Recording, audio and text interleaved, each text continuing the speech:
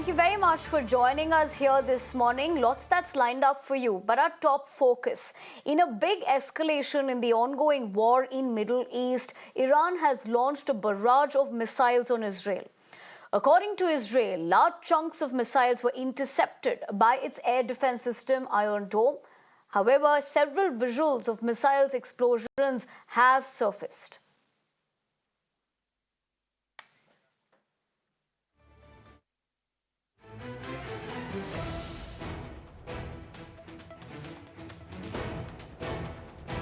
انتقام خون شهید مجاهد اسماعیل هنیه در تهران و نقض حاکمیت ملی جمهوری اسلامی ایران و همچنین شرارت‌های اخیر این رژیم جنایتکار در به شهادت رساندن فرماندهان و همچنین رهبر بزرگ حزب الله و مجاهد عظیم جناب سید حسن نصرالله و فرمانده رشید و شهید سپاه اسلام سردار سرلشکر پاسدار عباس نیلفروشان و همچنین در انتقام از خون کودکان مظلوم غزه و همچنین مردم مقاوم و مظلوم لبنان عملیات وعده صادق دو را با نام مبارک یا رسول الله یا رسول الله یا رسول الله آغاز کنید.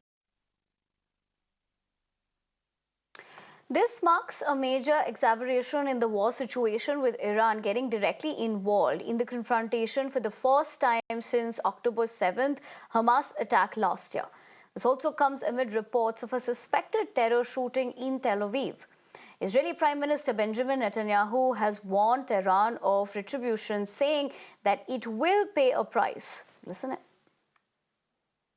איראן עשתה הערב טעות גדולה, והיא תשלם על כך. המשטר באיראן לא מבין את נחישותנו להגן על עצמנו ואת נחישותנו לגמול לאויבינו. Meanwhile, United States has declared support for Israel, with President Joe Biden hailing the U.S. intel warning of Iran's attack in prior. Make no mistake, the United States is fully supportive of Israel. At my direction, the United States military actively supported the defense of Israel, and we're still assessing the impact. But based on what we know now, the attack appears to have been defeated and ineffective. And this is testament to Israeli military capability and U.S. military. It's also a testament to intensive planning between the United States and Israel to anticipate and defend against the brazen attack we expected. All right, that is the latest that we're given to understand, with Iran launching a barrage of ballistic missiles at Israel in response to Israel's operations against Iran's Hezbollah. Srinjoy Chowdhury, Times Network consultant, joins us on the broadcast. Srinjoy, good morning. Thank you very much for taking the time out. First, let's begin with the fact that what do we know so far about this attack?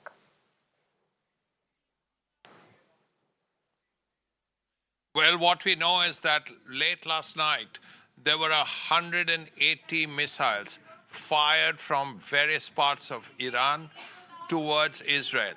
What we also know is that of those 180 missiles, a large number, perhaps over 170, according to the Israelis, have been intercepted by the Iron Dome anti-missile system, which was American but given to the Israelis.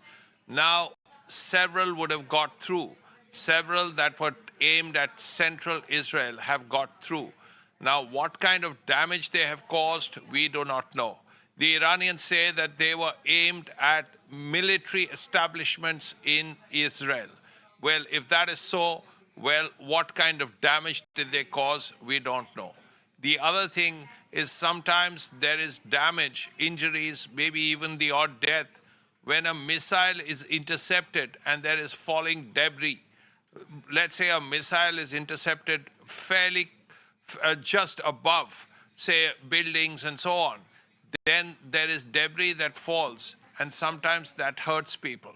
So we don't know if there are any casualties in Israel. Let's hope there are not. And let's hope the Iron Dome actually worked well, So if that is so, there'll be very few casualties. The next thing, of course, to look out for is what the Israelis will do, because Prime Minister Netanyahu has said that Israel will hit back. In what way? Will it be through missiles? Will it be through air attacks? If it's an air attack, then there would have to be air-to-air refueling of their bombers, fighter bombers, because Iran is quite a distance away. The other point to note is, what will the Americans do? They have aircraft carriers in the area. The aircraft carriers will have F-18s on them. They also have cruise missiles, which have a range of at least 300-400 kilometers. So that is something that will have to be looked at as well. It has to be said that the Americans, through their surveillance, probably their satellites, would have picked up the fact that the Israelis were getting their missiles out of their bunkers or wherever they were. So they quickly knew that a missile attack was very, very likely. All the surveillance satellites would have picked that up. So if they picked it up quickly enough, then naturally the Israelis knew, and the Israelis had the opportunity to, one, take anti-missile system steps, and also ensure that all their civilians were in bunkers. Now, what is the next step? What will Iran do? What will Israel do? What will America do? Absolutely, Shinjoy. In fact, as you put that into context as well, and as to what the next plan of action would be as well, since you spoke about how the United States also in this, how are you looking at that, considering the fact that we're given to understand over this particular matter, that is, that the United States has declared its support for Israel, with even President Joe Biden hailing the US intel warning of Iran's attack in prior?